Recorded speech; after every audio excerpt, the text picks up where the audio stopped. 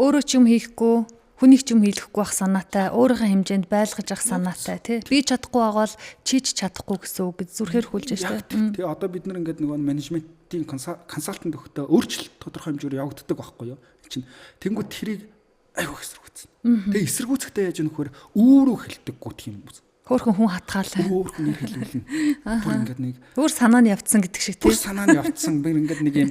Тэгээд яаж нөхөр тийм одоо тийм хүмүүс юм шинээр ажилд орлоо гэхэд ийм байгууллагатайгаа хоёр ийм одоо субъект гэдэг юм хоёр ийм хүмүүс рүү анхаарлаа төвлөрүүлт юм байна. Нэгдүгээрх нь тухайн одоо би чинь өөргөө тийм мөнгө үзэх юм бол тухайн байгууллагт оронгуудаа хамгийн шийдвэр гаргадаг хүн хэн бай гэдэг олж тагтаа. За. Тэгээ тэр хүний дуртай зүйлийн судлал, дургүй зүйлийн судлал нь ерөөсөө иж бүрсэн. Хөөхөн дуртай юм дээр нь тойлно, хахуулна, панаалдна. Тэгээд тэр хүнтэй яг тэр таатай тэр үед нь дуртай сэдвэр нь ярингуудаа хамгаалтанд орчдөг. Өөргөө албан тушаалаа хамгаалчихж байгаа. Нэг нөхөө ухаж чинь гэсэн. Нөхөө ухаж. Тий. Хоёр дахь нь яаж яах вэ гэхээр бол шинээр орсон хүмүүс рүү илүү чиглэгддэг. Чиглэгдэжсэн. Өөрөөр хэлбэл яаж яах вэ?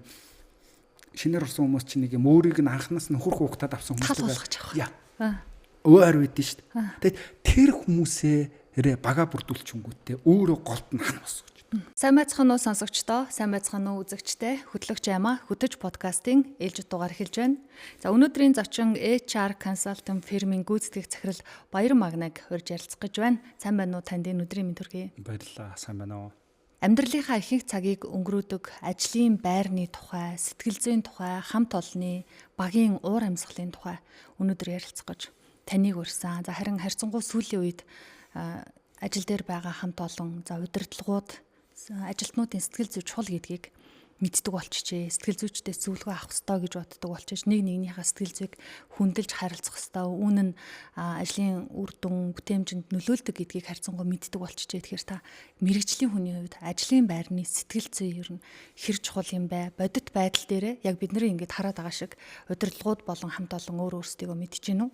Энийг хоёр зүйл дээр би тайлбарламаар байна. Нэгдүгээр гэх юм бол ер нь олон улсад ковидын өмнөх ажлын байр, ковидын дараах ажлын байр гэдэг ингээд нэлээд зааг болгоцсон. Ковидын өмнө нь бол илүү тийм яг ажлын бүтээмж дээр илүү тулгуурлаж авдаг байсан. Илүү нөгөө ямар ч юм одоо хүн ёсны гэхээсээ илүү хүн бол орлогддог зүйл гаруул гарч болно. Тэрийг нэх ажил дээр бол нэг сэтгэл зүйн чиглэлийн зүйлийг нэх амар чухалчилт тооцохгүй. Уянхтан цагийн систем харьцангуй сул ийм байсан. Тэгэд хүмүүс бол дийлэнхтэй магадгүй ажиллахын тулд амьдраад байдаг гэсэн сэтгэл зүй дамгаалж байсан. Гэтэл ковидын дараа тодорхой юм 20-нд удаан хугацаанд байгаад ажлын байран дээр гарч ирэнгүүтээ хүн илүү хүн ёсны тал руугаа өөрийгөө үнэлүүлэх энэ өөрчлөлт орж ирсэн. Энийгээ дагаад ажлын байр өөрчлөгдөж гисэн. Өөрөөр хэлбэл хүн амьдрахын тулд ажилт юм байна. Тэрс ажиллахын тулд амьдраад биш байд юм байна. Тэгээд илүү нөгөө байгууллагууд одоо ковидын өмнө бол материаллык зүйл дээр чухалчилдаг байсан бол ковидын дараах ажлын байрууд дээр илүү материаллык бос хүчин зүйлийг шаардж эхэлсэн.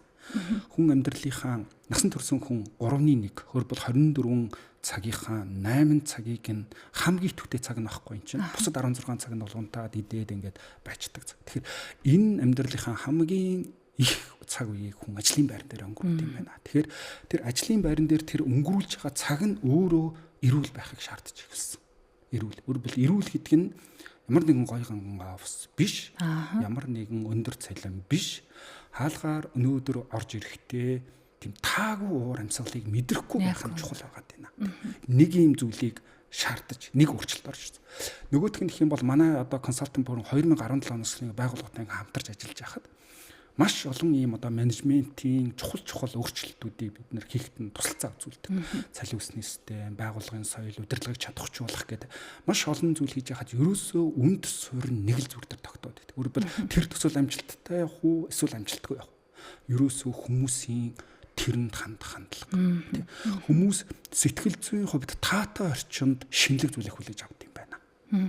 Тэрнээс ингээд таагүй зүйлийг байнга мэдрээд ахаараа яаж нөхөр бол ямар ч өөрчлөлтийг хүлээж авахд бэлэн биш байгаа гэдэг юм байна. Тэгэхээр бол яаж нөхөр ерөөсөө л амжилт үзүүлээ, байгууллага дээр илүү өөрчлөлт гаргая, хүнийг илүү бүтээмжтэй ажилуулъя гэж үзэх юм бол хүний сэтгэл зүйтэй л харилцах хэрэгтэй. Тэгэхээр бол хүмүүс сэтгэл зүйн эрүүл мэнд, сэтгэл зүйн энэ ачаал бүгдлийг илүү их Тэгээд энэ жинзэн үеийн залуучууд бол бүр энэ дээр чухалчилж орж ирж байна. Өмнө нь одоо магадгүй 70 80 оныхон бол харьцангуй өөр одоо нийгмийн статустай өссөн орчин ондоо байсан болохоор бол идэвхжүүлдэг зүйл нь ондоо байсан бол одоо энэ сүүлийн үеийн залуучууд илүү өөрийнхөө сайн сайхан байдал, сэтгэл зүйн сайн сайхан байдал, хамт олонны сайн сайхан байдлыг илүү чухалчлаад байгаа хөөе. Тэгэхээр бол яалтчгүй ажилтнуудаа доктортай хүмүүс илүү бүтэмжтэй ажиллуулъя гэх юм бол хүнч өөрөө илүү бүтэмжтэй ажиллах юм бол сэтгэл зүйн тэр сайн байх орчиндөө ажиллах хэрэгтэй. Тэр тийм таатай зүйлийг хүлээж авдаг. Тэрнээс ажлын байр өөрөө аз жаргалтай байдаг зүйл биш. Асуудал байдаг. Асуудал байна гэдэг чинь өөрөө амьд байгаагийн нэг илэрэл байхгүй. Тэгэхээр бол яаж юм хөхөр юм хаалгаар өнөөдөр өсөж эхэлж байгаа ажлыг орж ирэнгүүтээ таагүй зүйлийг л мэдрэхгүй байх нь айгүй чухал. Таагүй зүйл. Ажил руугаа явахдаа одоо дарамттай явахгүй байх чухал нэг. За өнөөдөр ажиллаа нэг сайн хийндэ гэсэн сэтгэл зүйтэй ажлын хаалгыг татчих яхад бас жаргал штэ тийм ээ. Одоо бид хоёрын өнөөдрийн ярих таны зөвлөх чиглэл бол удирдлагыг чадваржуулах гэж штэ. Удирдлага талаасаа нөгөө талдаа яг ажилчдын сэтгэл зүй талаасаа гээд хоёр хуваагаад яг ингээ хоёр талаас нь үнцгийг ингээ зэрэг бариад явбал ямар вэ гэж бодож байна. Одоо жишээ нь сайн багийг, чадварлаг багийг бүрдүүлэхэд юун дээр анхаарах ёстой вэ? Баг болгоны, багийн хүмүүсийн ур чадвар тэнцүү байх ёстой юм уу? Одоо ингээ зарим нэг дээш байхад зарим доош ур чадвар дутуу байх хэвийн үзэгдэл юм уу? Энэ нь ажилчид болоод удирдлагуудын хувьд тусдаа ямар байх вэ? Ер нь ажлын байран дээр бас энэ сүүлийн үед гарч ирж байгаа нэг юм одоо чиглэл бол ялгаатай байдлыг зөвшөөрөх нь аягүй чухал байна. Тэгвэл ингээд байгуу баг гэдэг чинь өөрөө ялгаатай хүмүүсийн нэгдэл байхгүй юу? Ур чадвараараа ялгаатай, үнэт зүйлээрээ ялгаатай, сэтгэл зүгээрээ ялгаатай. Ялгаатай багаас бүтээмж гардаг. Тэрнээс яг адилхан одоо жишээ нь юмд дуртай, яг адилхан чадвартай хүмүүсийг нэг дор оруулахаар бүтээмж гардаггүй олон судалгаа тэрийг харуулсан байгаа. Тэгэхээр ер нь байгууллага гэдэг чинь өөрөө нэг том баг байгаа байхгүй. Тэгэхээр бол яаж нөхөр ялгаатайгийн зөвшөөрсөн орчинд хүн яг өөрийнхөө мөнч нараар ажилдаг. Тэгэхгүй бол яаж нөхөр нэг юм би багт орлоо, нэг байгууллагт орлоо гэхэд надаас маш олон ийм миний ялгаатай байдлаас шал өөр зүйлийг шаардж эхэлдэг. Хурдтай байх хэвээр, олон нийтэд ажиллаж оролцдог байх хэвээр, идэвхтэй байх хэвээр. Гэтэл би анханасаа удаан байж болно шүү дээ. Анханасаа сэтгэл зүйн хувьд тэр чинь хүнийг дөрөв төлөвт хуваацсан биш үү? Тэр чинь нөлөө хоолойг сангвиник холерик. Тэгтэл миний өөрийн зан төлөв юмд нуцтай ханддаг жаахан удаан. Ийм зан авиртай байхад тэрийг нь анханаас нь мэдж зөвшөөрч авчаад надаас илүү хурдан гүйцэтгэл шаардаад идэг. Тэгэнгүүт би өөрийнхөө мөн чанараас олдож эхэлдэг. Тэгэхээр бол яаж юм хөхөр хүн өөрийнхөө багтаага байхдаа тэр зөвшөөрдөг орчинд бол яг одоо хүнийг цэцэгтэй зөвлөх юм бол дэлбэлт юм байна. Гэхдээ надаас маш олон дүрийг шаардаад ирэхээр би ер нь өөрийнх үндсэн дүрээс холдохоор л ажлын байранд төр стресстэй би болгоод байдаг. Би одоо жишээ нь магадгүй одоо гадуур гарах марах дургу гэр бүлтэйгээ цагийг өнгөрүүлдэг ийм онцлогтой байж болно шүү дээ. Гэтэл байгууллага надаас 5 дахь өдөр болгон гараад чи гарсангүй, хагас сойдор болгон олон нийтийн ажилд оролцсонгүй. Тэгэд оролцоогүй хэн төлөө намайг жижиг гэж дуудаад байгаа байхгүй. Үгүй шүү дээ. Энэ бол өөрөө ялгаатай байдлыг зөвшөөрөх. Тэгэхээр ажлын байран дээр маш олон ялгаа байна. Хүмүүс энийг нь байгууллагууд зөвшөөрөх хэрэгтэй. Хоёр гэх юм бол хамт олонны харилцаа ч гэсэндээ тэр ялгаатай байдлыг зөвшөөрсөн үед харилцаанаас нэг тийм асуудал үүсэхгүй. Тэгвэл яг надтай адилхан гэж бодохоор л яаж юм вөхөр бол асуудал үүсэж байгаа. Яг адилхан хурдтай ажиллах хэрэгтэй. Яг нэг улаан өнгөнд дуртай байх хэрэгтэй. Яг л ерөөсөө сакс тоглодог байх хэрэгтэй. Үгүй шүү дээ. Танаас өөр ертөнц зоохгүй. Тэгэхээр насан туршсан сэтгэл зүйд насан туршсан хүн гэдэг бол ажлын байран дээрх ялгаатай байдлыг зөвшөөрөх чадвартай байхаар илэрнэ. Тийм тэгэхээр бол баг гэдэг бол ялгаатай хүмүүсээс бүтээмж гардаг тэр онцлог орол тайлбарлагддаг. Таны яг саяхан өгсөн тайлбар одоо нөгөө хувь хүний төрөлхийн шинж чанар, флегматик, сангвиник, холерик, меланхолик гэдэг ингээд байж байна. Эннээс бусдаар одоо та нэг тайлбарлаад бичсэн байсан да.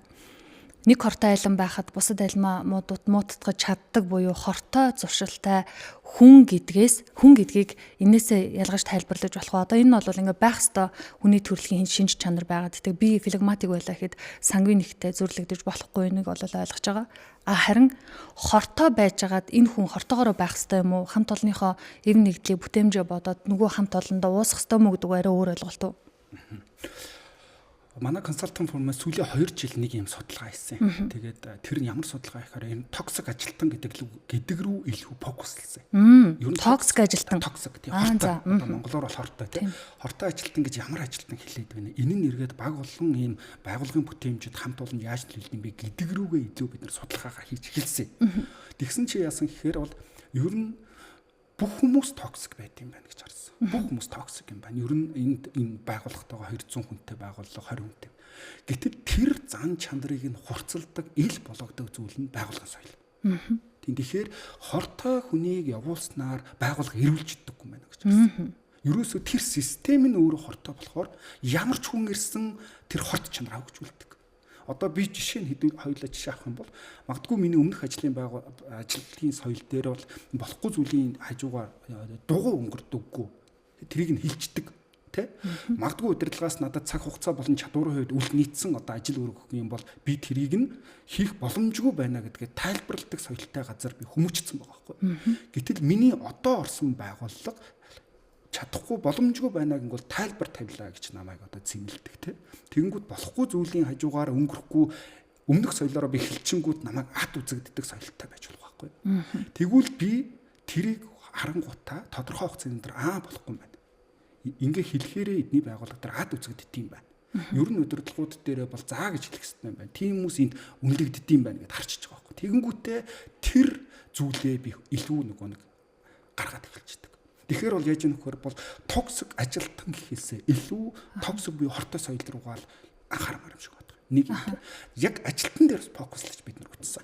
Тэнгүүж яаж нөхөр бол цөөвтөр, жижигвтер ийм багт нэг ийм хортой ажилтны нийлүүлэл маш хүн дээр тусдаг. Яг үнэ. Маш хүн дээр тусдаг. 10 ажилтнтай байхад токсик ажилтны мөн маш тусдаг. Тэгээд ийм токсик ажилтнаас болоод ажилласаа өөрийн хүсэлтээр гарсан хүмүүстээр бид нар судалгааж үзсэн. Гэтэл бидний бодож байснаас хамаагүй илүү сүргэн нөлөөлөг үзүүлдэг юм байна. Тэр хүний амьдралд бодож байгаагаас илүү хортой байсан. Өөрөлдвөл тийм хүнтэй таарахвдэ гэдгээс айдаг. Тийм байгууллагт орчихгүй дээ гэдгээс имэдэг. Нэг талаараа нөгөө хүмүүст травматай болж ирсэн үг шүү дээ тийм. Хувьд эн чи яаж нөхөр бүр амар тийм сонин юм тогтолцоо бий болгож байгаа байхгүй. Тэгэхээр бол яаж яах вэ бол тэр хортой хүмүүсийг одоо хортой хүмүүс гэдэг нь хортой зан чанарыг хөгжүүлэхгүй байх систем нь өөрөө байгуулгын соёл. Байгуулгын соёл хүний хорт чанарыг өсгөдөг, намдаадаг, дарддаг. Өөрөөр бол байгуулгын соёл нь хүчгүй байгаа тохиолдолд хувь хүний соёл илүү амбицтай гарч ирдэг. Би одоо чи нэг байгууллагт орлоо. Цаг би одоо чи барьдаггүй гэж болох байхгүй. Гэтэл орсон байгууллагын цаг ягштал баримталдаг юм байгуулгын соёлтой байх юм бол би нэг хэдхэн хоногийн дараа тэр соёл муусчдаг. Тэгэхээр бол яаж нөхөр байгуулгын соёл хүчгүй үед хувийн соёл илэрдэг. Байгуулгын соёл хүчтэй үед хувийн соёл огт харагддаггүй. Огт харагддаггүй ингэж явчихдаг. Байгуулгын соёлтой асраг холбоотой байх нь шүү дээ. Ерөөсөө байгуулгын соёл. Тийм байна. Тэгэхээр байгуулгын соёл гэж юу юм бэ гэхээр бид нар барих боломжгүй. Харах боломжгүй. Тэгсэн мөртлөө өдөр тутамдаа надад мэдрэгддэг. Өдөр тутамдаа миний үйл ажиллагаанд ингээд нэг оролцоод байдаг. Миний шийдвэр гаргалтанд нөлөөлөд байдаг тэр зүйл байгаа байхгүй юу? Тэгэхээр ерөөсөө байгуулгын соёл гэдэг бол ерөөсөө тэр хүмүүсийн тэр аз жаргалтай байх, ажлын байран дээр асуудал үүсгэхэд хэрхэн шийддэг. Энэ бүх процессыг чинь шийддэг одоо үл үзэгдэх гар. Тэгэхээр бол яаж нөхөр ийм зүйлээс гал. Тэнгүү тэр хорт чанартай хүмүүсийг бид нар судалж үзсэн. Ер нь ямар зан чанартай хүмүүс байд юм бэ наа гэдэг. Тэрээс ингээд ааштай хүн болгон хорт чанартай буюу токсик хүн биш. Одоо жишээ нь манай одоо жишээ нь хээ гэдэг ажилтан байлаа гэж бодоход бүгдэнд нь ууртай ааштай байдаг бол энэ биш байхгүй юу. Гэтэл 10 хүн 5 хүн цуглалаа гэхэд тэр X гэдэг ажилтны талаар 5 өөр тодорхойлж ярьж байна гэвэл энэ токсик. Тэгэхээр бол яаж нөхөр тэр токсик ажилтны нийтлэг нэг хэв шинж гарч ирсэн. Тэр нь яаж нөхөр харилцааны сувгуудыг хинт харьцаж байгаа шалтгаалаад өөрчилж чаддаг. Тийм байна. Дарагтайгаа харилцах шал өөр. Өөрийнхөө удирдлаганд байдаг ажилтнтай харилцах шал өөр.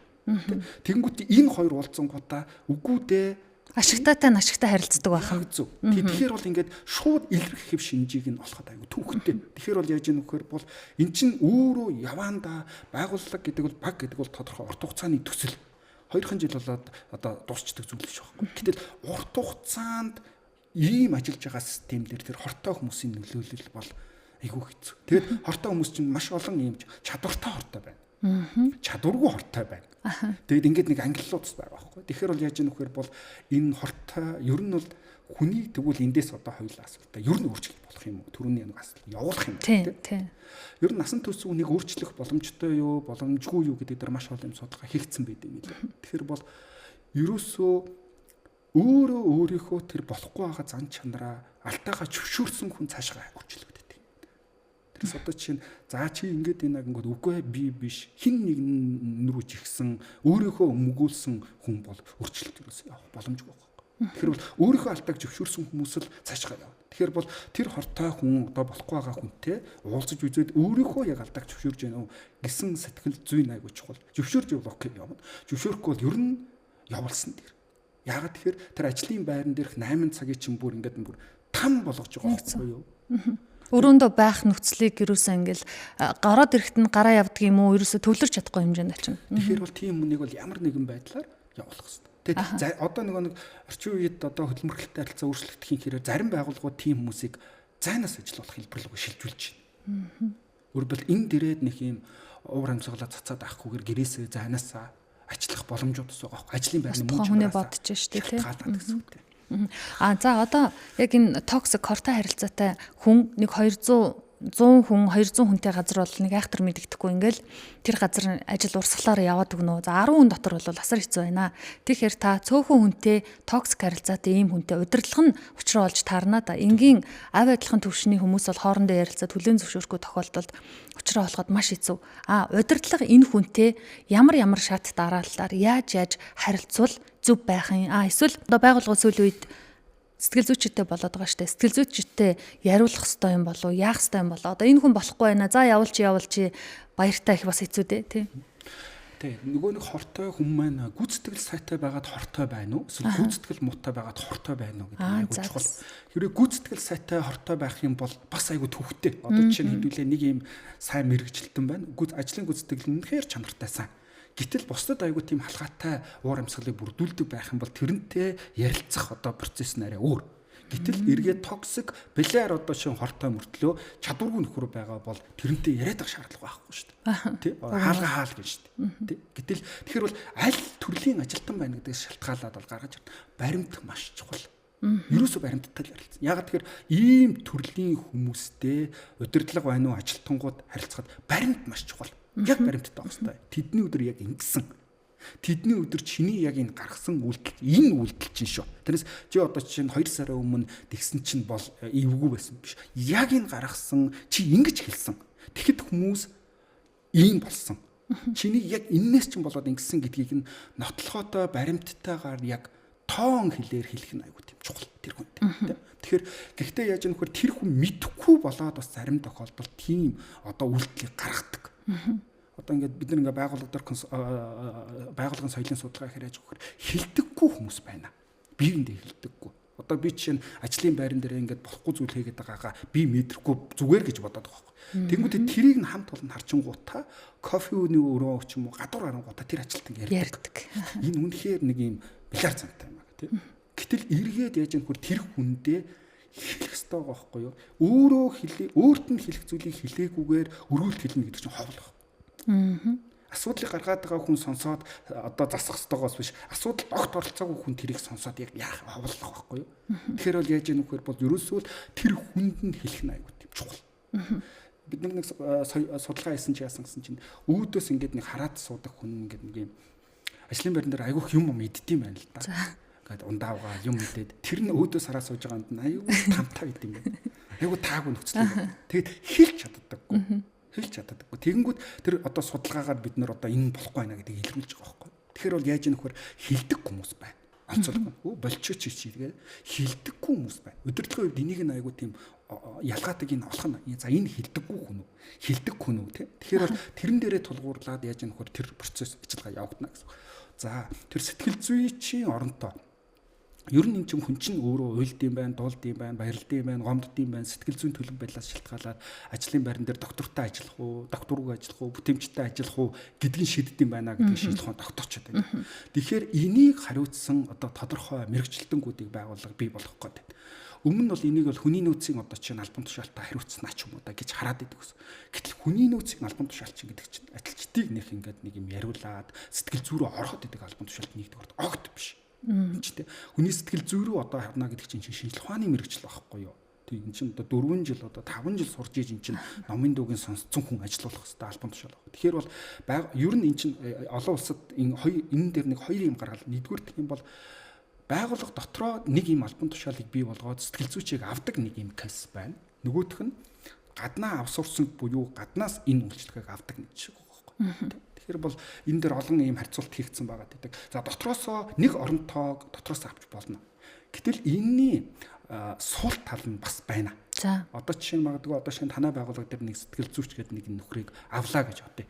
Тэнгүүт нь ингээд өдөр хоолнд ороод ороо холцонгуутаал нэг цаваараа ороод өөрийнхөө хувийн амьдралыг яриа сэтгэл зүгээ ярина. Ярихгүй шүү дээ.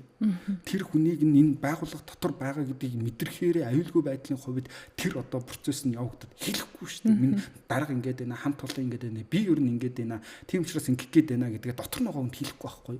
Тэгэхээр бол яаж нөхөр олон хүнтэй салбаруудтай магадгүй одоо шинэ 21 аймаг салбартай байх юм бол төв дээрээ нэг сэтгэл зүйчтэй хоёр ч юм зам мэдэхгүй. Тэгээд салбарууд руу хандаж болно. Харин төв дээр байгаа ажилтнуудаа бол авсурсан хэлбэрт оруулах хэрэгтэй. Гаднаас.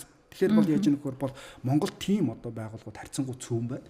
Тэгэхээр бол миний хувьд манай одоо консалтинг форум байгууллагуудад зөвлөгтэй бол гадны мэрэгсэн сэтгэл зүйчтэй хамтраа дотооддоо байх нь өөрөө эн чинь одоо хараат байдлын хувьд, нууцлалтын хувьд, ёс зүйн хувьд аль талдаа тийм одоо тийм ихтгэлтэй харилцааг үүсгэж чадахгүй. Тэгэхээр бол гаднаас авдаг эргээд хов болох магадлалч үүсгэх нь шүү дээ. Магадгүй тэр хувийн ёс зүйтэй холбоотойгоор гэсэн үг. Тэгэхээр бол яаж нөхөр гадны юм сэтгэл зүй чиглэх үйлчлэгийг авах нь зохимжтой л гэж харж байгаа. Манайх нэг байгууллага консалтинг тэр нь IT-ийн чиглэлийн компани байсан. Тэгээд эргэж айгу өндөртэй. Тэгээд ийм мэдээллийн технологи ажилтнуудын нийтлэг юм сэтгэл зүйн төлөв байдал байсан. Тэр нь ингээ зарим нь одоо хүмүүс ч ядгүй гарна гэж яриад идэв шүү дээ ажилласаа. Гарах гэж байгаа гэл ингээл айгу олон удацсан тий. Тэгээд яг өргөдлөө чаддаггүй амаараа л гарна гэдэг. Гэтэл тэр одоо компани одоо онцлог нь эрэгтэй хүмүүс дэглэн ажилладаг. Тэгээд ийм систем буюу тодорхой техниктэй холбоотой ажил мэргэжлүүд хийдэг. Тэгээд гинтхэн гарчдаг байсан. Гинтхэн гараад явчихдаг. Тэгээд тэр гарангуудаа яаж нөхөр бол тодорхой юм одоо сайжруулах процесс ажил болгочтой өгдөг байсан. Тэгээд бид нар үйлчлэгээ үзүүлээд сэтгэл зүйн одоо үйлчлэгээ үзүүлдэг тэр нэг компанитай холбогдож гэрээ байгуулад аргасан. Гэтэл бид нар нэг үр дүнгийн жилийн дараа харсан чинь нэг эргэж цайгуу буурсан байсан. Өөрөөр хэлбэл яаж нөхөр бол нэг юм мэдээлэл технологийн дамаа юм санхүүгийн чиглэлийн юм тодорхой системтэй ажилладаг хүмүүс бол шийдвэр айгу шууд гаргаад гарах магадaltaй байсан. Тэгээд хүн болгонд яриад идэггүй асуудал. Тэгэхээр бол яг мэрэгжлийн хүн ороод ирэнгүүт ийм зүйл хийвэл илүү зүгээр. Нөгөө нэг сэтгэл зүйч нөгөө хүнтэй чи репорт буюу тайлангаа ажил болгочтой маш ерөнхий иймэрхүү зүйл дээр нь анхаарал зүгээр шүү гэдэг чиглэл гэж байгаа байхгүй. Тэрнээс дорж ингэж ярьж जैन дулмаа ингэж нэгсэн огт мэдээлэл. Тэгэхээр бол сэтгэл зүйн чиглэлийн орон тоог гарах гэхээсээ илүү би бол сэтгэл зүйн одоо хувь хүн байд юм уу ийм зөвлөх үйлчлэгээ үзүүлдэг одоо байгууллагуудтай хамтраад ажиллавал зүгээр шүү. Энэ бол дэвтэр дөрөв цааштай бол нэлээд тийм би Монголд бол дэлгэрэнэ гэж харж байна. За одоо хүмүүс ажиллаа хийж байгаад ажлаас та хэлсэн шүү дээ гарах шийдвэр гаргадаг. Тэгсэн хэрнээ гардаггүй байгаад идэг. Хүмүүс ер нь яагаад ажлаас гарах шийдвэрийг төлхөө гаргадаг юм бол за нэг л өглөө босч ирснээр болио хэлийгээ гарчихгүй шүү дээ. Энэ олон юм нөлөөлж байгаа. Одоо бас нэг иймэрхүү тохиолдлууд байдаг. Удирдлагууд том жижиг нь хамаа байхгүй. Шудраг ёсыг шудраг байж чадаагүйгээс болоод ажлын зөв үнэлж чадаагүйгээс болоод тухайн ажилтан ажлаас гарах бүр адаглал ажлаа идэвхтэй хийх сонирхолгүй болох нөхцөл байдал үүсдэг. Тэгэхээр энэ ажлаас гарах шийдвэрийг гарч яхад хувь хүн ажилтан би өөртөөгөө илүү төлхөө ажиллаж энэ ажиллаж идрэх ёстой юу? Биднийг удирдах байгаа удирдлагууд шат дараатай алхам хийх ёстой юу? Одоо миний ажиллаж байгаагаар ажлын туршлагаар гэдэг юм уу? Яг миний дээд талд байгаа албан тушаалтан удирдлага илүү их хамаатай юм шиг. Түүнээс дээшээ болоод ирэхээр нэг байгууллагын голдөрлөөрөө явдаг да нэг ийм юм байгаа юм шиг анзаарагдаад тах юм. Би нэг хоёр зүйл дээр тайлбарламаар юм байна. Нэгдүгээр гэх юм бол engagement гэсэн ойлголт байдаг энэ хүний нөөцийн одоо менежментийн процесстэй байгууллага дээр. Engagement гэдэг нь одоо монголоор орчуулах юм бол сүй тавих процесс. Өөрөөр хэлбэл ажилтан ажил олгогч хоёр бол хоорондоо сүй тавилт явагдаж байгаа байхгүй. Тэгэхээр бол эн чинь ийм сүй тавьсан буюу тодорхой юм engage болсон хүмүүс амархан явдаггүй. Амархан өдөр тутмын нэг жижигхэн хэрүүлээс болоо салдаггүй. Тэгэхээр бол аль аль нь чих хэвээр. Тэгэхээр бол одоо чинь ингэж болцсон ажил олох шичижээж хүмүүс нь илүү ажилдаа дуртай, байгууллагада бүтэмжтэй. Гэтэл байгууллага буюу удирдлагууд нэг хичээгээд байхад нөгөө талд нь байгаа ажилтнууд гэж явах юм бол энэ урт хугацаанд үргэлжлэх байхгүй. Тэгэхээр бол яаж юм хөр бол ажлаас гарах гэдэг юм уу, доктортой байдал бүтэмж гэж ярих юм бол аль аль нь хичээх хэрэгтэй. Ажилтан талдаа ч хичээх хэрэгтэй, ажил олгогч талдаа ч хичээх хэрэгтэй. Нэг юм. Хоёрдугаар гэх юм бол тэр ажлаас гарах шийдвэр гэдэг. Сэтгэл зүйн гэрээ гэсэн энэ нэг юм үг хэллэг байдаг. Үг хэллэг гэхээс илүү ийм нэг ажил байдаг, процесс байдаг. Тэрний яаж нөхөр хүн байгууллагт ороход хоёр төрлийн гэрээ хийд юм байна. Нэг нь сэтгэл зүйн гэрээ хийд юм байна. Сэтгэл зүйн гэрээгээр хөдөлмөрхөлтэй харилцаа үүсд юм байна. Сэтгэл зүйн гэрээ нь зөрчигдснөөс хөдөлмөрхөлтэй харилцаа дуусд юм байна. Өөрөөр сэтгэл зүйн гэрээгээр үүсэж байгааг нь албажуулангуудаа хөдөлмөрийн гэрээ гэдэг юм. Сэтгэл зүйн гэрээнд дуусгар болоод ажлаас гарах доторх шийдвэр нь албачгаараа ажлаас гарах хүртэл болд юм байна. Тэгэхээр сэтгэл зүйн гэрээнд зөрчигдөөд ер нь болидо гэсэн үед одоо өнөөдөр жишээ нь магадгүй танаа нэг ажилтан өргөдлөө өгчүүл байхад дунджаар 6 сарын дараа ажлаас гарсан байдаг сэтгэл зүйд. Тэгэхээр эн чинь нэг өглөө босоод гинтхэн өглөө босоод шийддэг шийдвэр биш юм аа. Аль хэдийнэ 6 сарын өмнө гарсан байгаа байхгүй. Сэтгэл зүгээр ялцсан. Тэгээд өнөөдөр би өгж байгаа нь энийг баталгаажуулж байгаа. Өөрөөр гарцсан сэтгэл зүй тэгээд энэ хугацаанд бодож байгаа юм. Өөрчлөлт ирэх болов яах бол те гордж байна. Өөрчлөлт бас ирж болов. Тэгэнгүүт нь энэ зүйл харагдахгүй нөгөө хонглын үзүүрт гэрэл харагдахгүй болохоор өнөөдөр за болидоо л гэдэг өргөдлөө өгч байгаа. Тэгэхээр бол яаж нөхөр сэтгэл зүйн тэгвэл гэрээ гэж яг юу юм бэ гэсэн ойлголт гараад ирж байна. Сэтгэл зүйн гэрээ гэдэг нь энэ одоо би жишээ нэг байгууллагт орлоо ингээд байгууллага надад ийм юу өгдөг. Нөгөө нэг ийм өөрийнхөө байгууллагын мэдээлэл өгдөг. За манай байгууллага энэ ийм соёлтой, удирдлагууд нь дэмждэг, цалин үсний систем нь 2 жил болоод цалин чинь нэмэгдэн дараад нь яаж нөхөр ийм албан тушаал чамаа хүлээж байгаа ингээд нэг давуу талууд аюух ярьдаг. Тэ боломжууд. Гэтэл яг тэрийг нь шинээр орсон ажилтан гэдэг юм уу? Эсвэл ажилтангууд шууд үнэн гэж боддог. Үнэн. Тэгэнгүүт нь яг би хаалгаар одоо жишээ нь ороо тэр байгууллагт оронгот нэг бодож исэн зүйлээс нь эсрэг дөрүүд харагддаг. Энэ байгууллагч намайг ингэж хэлсэн шүү дээ. Ярихдаа ингэж хэлж ирсэн шүү дээ. Тэгэнгүүт энэ нь ингэ зөрчигдөөж яваад байгаа байхгүй. Тэгэхээр анханаас нь байгууллагууд битгий худлаа амлалт өгөөч. Битгий худлаа байгууллагын бүр амар давуу талыг хэлээч. Бүнэн бодит мэдээллийг өг. Давуу талтай бол давуу талаа хэл, сул талд гэртээ дэргүү орж байгаа хүмүүс тэр чинь мэдэх байхгүй. Мэдхээс нь мэдх зүйлийг нь урьдчилаад хэлчих нь өөрөө сэтгэл зүйн гэрээ зөрчигдөх тэр аюулаас яаж хамгаалагдчих байгаа байхгүй. Нэг хоёрдугаар орцсон байгаа хүмүүстээр удирдлагууд амлалтууд өгдөг.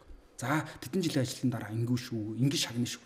Тэрийг нь ажилтан сонсонгуудаа шууд үнэнгээ төлөөд авчих. За 2 жилийн дараа намайг ийм нэг хангамж өгөндөө гэдэг. Тэгэнгүүт нь 2 жил нь болчихж байгаа байхгүй. Удирдлагаас үйлчлэл хийхгүй байна. Зөрчигдөж эхэлж байгаа. Тэгэхээр бол яаж яах вэ бол ерөөсөө хөдөлмөрхөлтэй харилцаа сэтгэл зүй энэ процесс чинь сэтгэл зүйн гэрээгээр үүсдэг юм байна. Тэгэхээр сэтгэл зүйн гэрээг нь анханаас нь зөв төлөвт бодтойгоор мэдээллийг өгч ин хаалгаараа гарах нь айгуу чухал байгаа байхгүй. 2 жилийн өмнө манайх нэг юм судалгаа хийсэн 2700 орчим хүнийг хамруулаад тэр нь яасан гэхээр ер нь хүмүүс өөрийн хөсөлтөөр ажиллаас өгөхөд одоо гарахт нь юу нөлөөлт юм байна гэдэг. Юу нөлөөлт юм байна. Бид нэр ийм нэг судалгаа хийсэн. Нөгөө тал нь бид нар байгууллага дээр очиод уулзсангууд дандаа цалин ярьдаг байхгүй юу? Дийлэнхтэй цалингаасаа болоод гарчлаа гэж хараад байд. Гэтэл яасан гэхээр бол бидний тэр нөгөө 2 жилийн өмнө судалгаа харахад цалин 6-д орж ирсэн. Хөдлөгдөх зүйл биш. Өндөр цалин хангамж урамшууллын систем хүнийг татдаг. Хөдөлмөрийн зах зээлийн шинэ ажилтнуудыг татдаг. Тогтоодоггүй зүйл. Урт хугацаанд өндөр цалин тогтоодоггүй. Тэгэхээр бол яаж яах вэ? Хамгийн их одоо ажлаас гарахад нөлөөлсөн субъект буюу хамгийн их нөлөөлөл үзүүлсэн зүйл нь шууд удирдлагын асуудал тавигдсан. 60% нь шүү дээ. 2700 орчим хүний 60% нь яагаад өмнөх байгууллагаасаа та гарах шийдвэрээ гаргасан юм бэ гэсэн чинь шууд удирдлагаасаа болсон. Шууд удирдлага. Тэгэхээр бол шууд удирдлага гэдэг нь байгууллагын хилтэс одоо нөгөө том дарга нарын хэлээгүй яг надад үнэ. Одоо чинь ахлах мэрэгчлэлтэн. Би нэг мэрэгчлэлтэн. Ахлах мэрэгчлэлтэн. Би нэг нэгтлэн ахлах нэгтлэн. Өөрөлдөл ийм өдөр тутамдаа миний одоо ажлыг нөгөө нэг чиглүүлээд байгаа, миний ажил дээр оролцдог тэр албан тушаалаас үсгэгдэж байгаа байхгүй. Тэгэхээр энэ хүнээ чадахчулаач гэж хардаг. Энэ хүн чинь хүмүүсийг явуулаад байна. Энэ хүн чинь хүмүүсийг тогтоогоод байна. Энэ хүмүүс чинь өнөөдрийн хаалгаар орж ирэх ажилтны сэтгэл зүйг удирдах байгаа байхгүй. Гэтэл дийлэнх байгууллага дээр харамсалтай. Дунд шатны энэ одоо удирдлагууд дандаа удаан жилийн хугацаан дээр томилогдож ирдэг. Ерөөсөө энэ чинь удирдлага гэдэг чинь тодорхой харизмтай албан тушаал шүү дээ.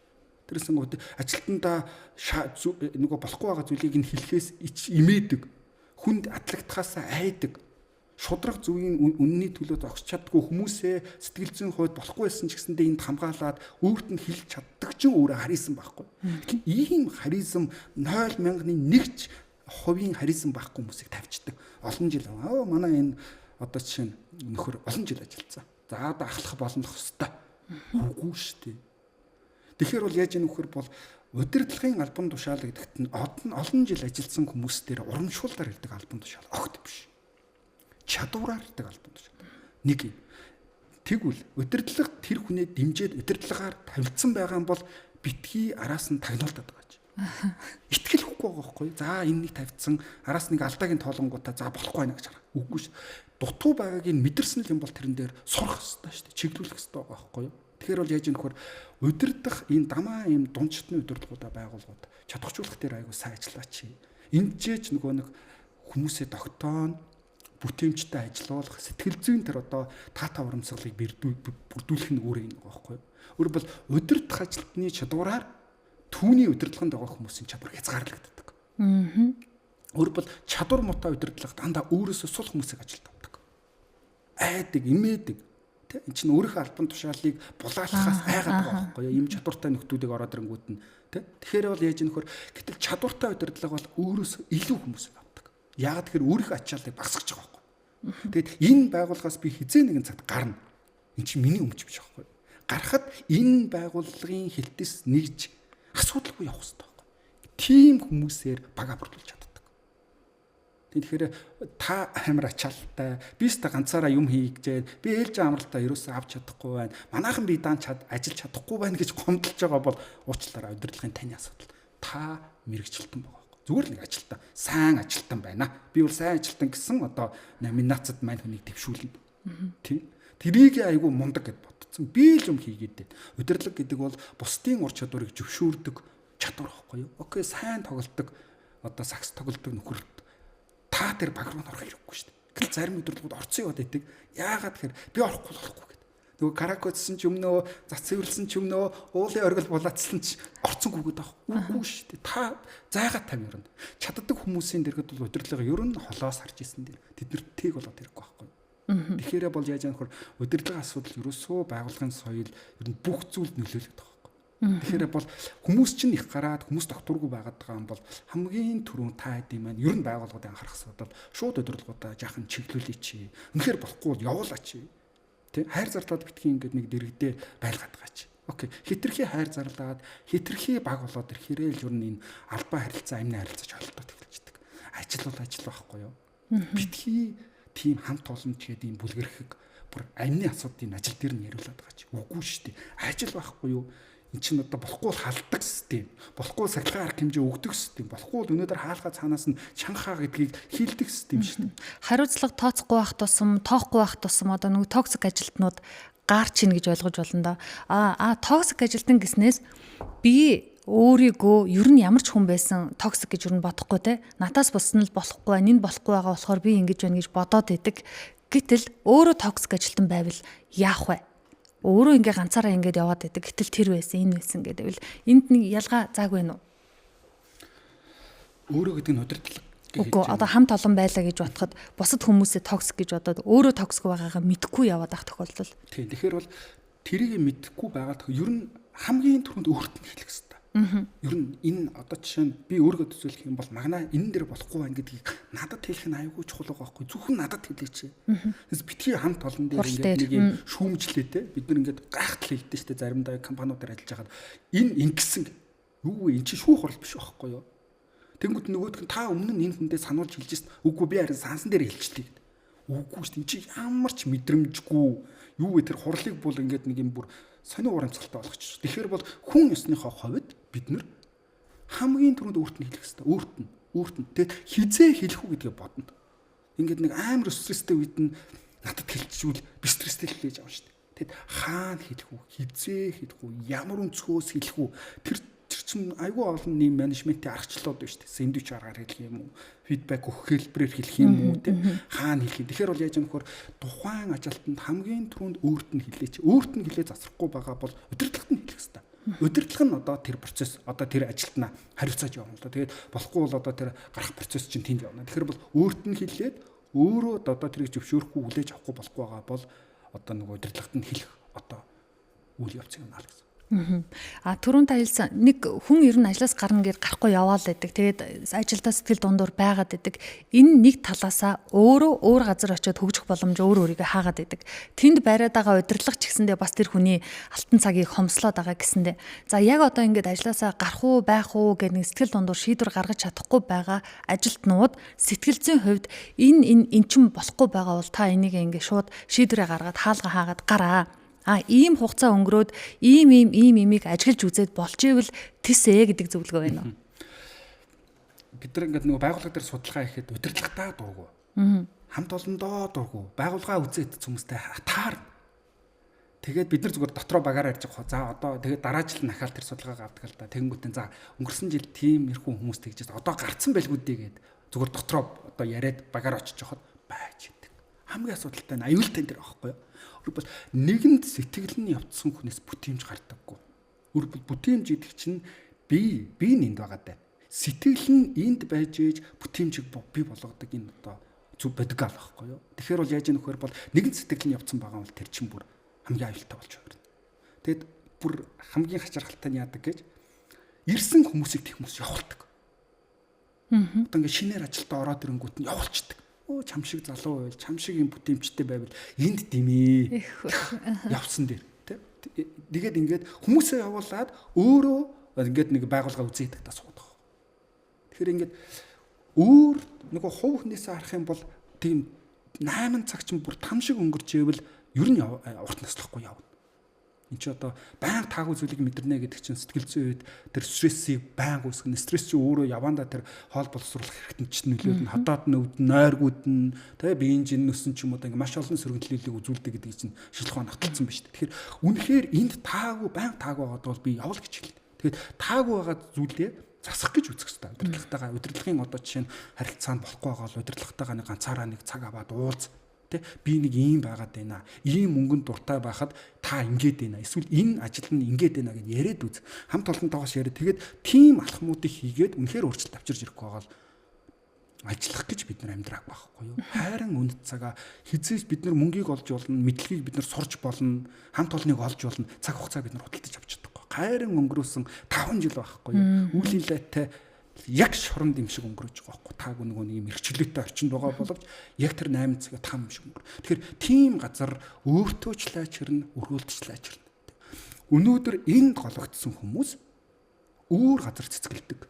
Тэрээс энэ дадлагдаад байгаа хүмүүс өөр байгууллагт оронгуудаа адлагдана гэсэн зохицуул огт байхгүй. Хүнийг яг цэцэгтэй зөвлөх юм бол хөрсөө олсон үедээ үр шимэнд гарч ирдэг, дэлбэлдэг. Тэгэхээр бол энд хүрсэн тарахгүй л байхгүй юу? Би гүйцэтгэл муу байна гэж намайг зинлээд байна. Хамт олон чи болохгүй байна гэж харж байна. Хөрсөн биш байгаа байхгүй. Тэгэхээр өөрийг одоо би нөгөө залуучуудтай уулзаа сонгон шалгаруулалтын дээр хата хөрсөө олох үед явах хэрэгтэй. Тэрс олон байгууллага салхина өөрөө султал биш байхгүй. Өөрийнхөө яг хөрсөө олсон гэд яг л миний байх хэвээр 8 цаг маань үнэхээр тийм таагүй өнгөрөхгүй орчин байна гэдэг мэдэрсэн үедээ тийм зогсох хэвээр. Тэгээд тэрэн дээрээ өгөргөж олж эхлэх байхгүй. Тэгэхээр бол би бол явах хэвээр л гэж харж байна. Явах хэвээр. Гэтэл энийг бас нэг юм байна. 7 хоног өмнө би нэг подкастт орж явахад манай нэг зочин гинэ нөгөө хөтлөгч маань асууж ирсэн. Манайнаас нэг хүн зөвлөгөө авсан гинэ. Нэг 50 насны эмэгтэй. Тэгээд олон жил нэг байгууллагад ажилласан. Тэгээд сүүлийн үед ажилласаа юм таатай мэдрэмж юус авахгүй байгаад одоо би гарах уу яах уу. Тэгээд анханасаа ороод олон жил ажилласан хүмүүс яг тийм одоо шийдвэртэй байгаа гэдэг. Өөрөөр хэлбэл ингээд үүнээс хойш газаргүй тий эндээс гарчвал яадаг бол гэсэн айдасгүй цаа. Өөр юм хийж чадахгүй дээ, өөр газар идээшгүй дээ гэж боддог. Идээшгүй дээ тий. Тэгэхээр бол юмс өөрчлөгдөд байна. Энд чинь одоо орчин өөрчлөгдөж байна, байгууллага өөрчлөгдөж байна, менежмент өөрчлөгдөж байна. Ийм таагүй зүйлийг мэдрэхгүй л байх юм бол би бол гарал гэж хэлнэ.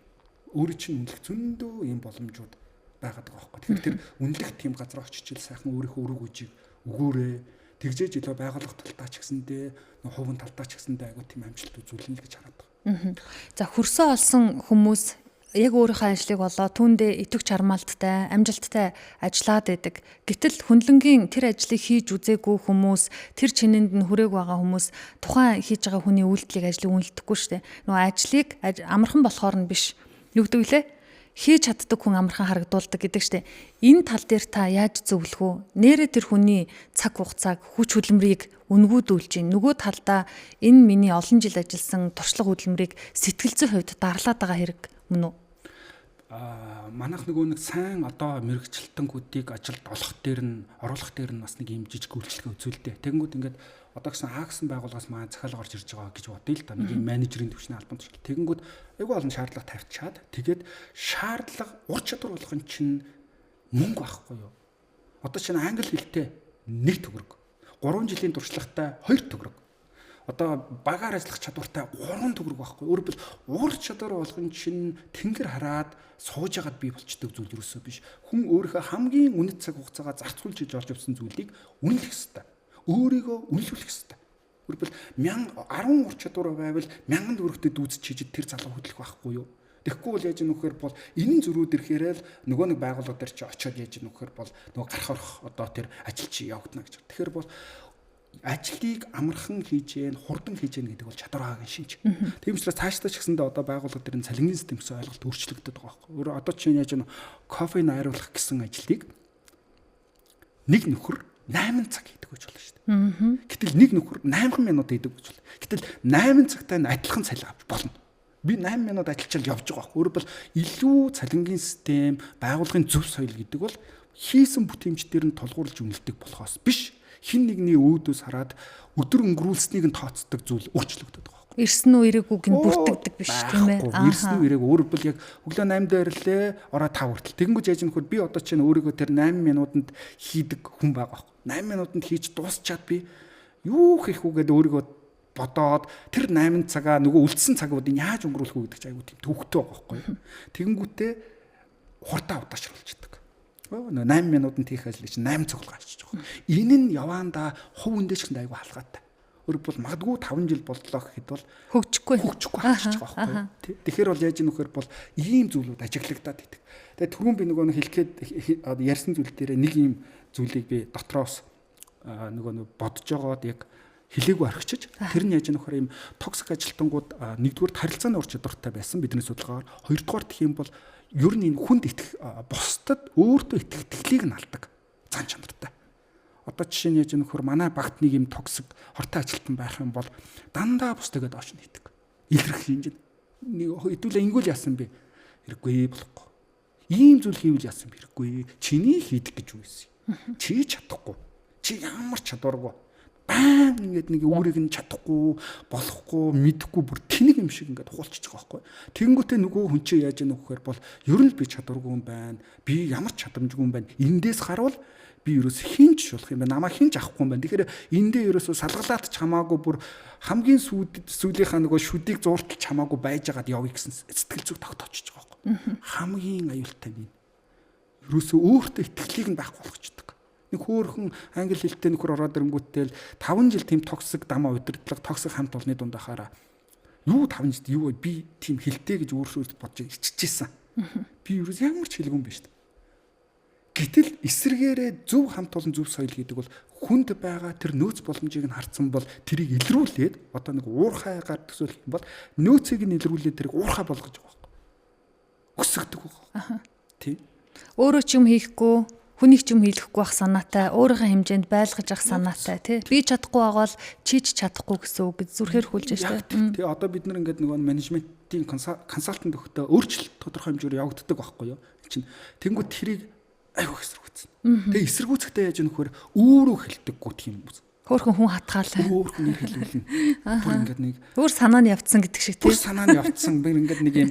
Тэгээд яаж нөхөр тийм одоо тийм хүмүүс юм шинээр ажилд орлоо гэхэд ийм байгууллагатайгаа хоёр ийм одоо субъект гэдэг юм хоёр ийм хүмүүс рүү анхаарлаа төвлөрүүлт юм байна. Нэгдүгээрх нь тухайн одоо би чинь өөргөө тийм мөнгө үзэх юм бол тухайн байгууллагт оронгуудаа хамгийн шийдвэр гаргадаг хүн хэн байг гэдэг олж тагтаа. За.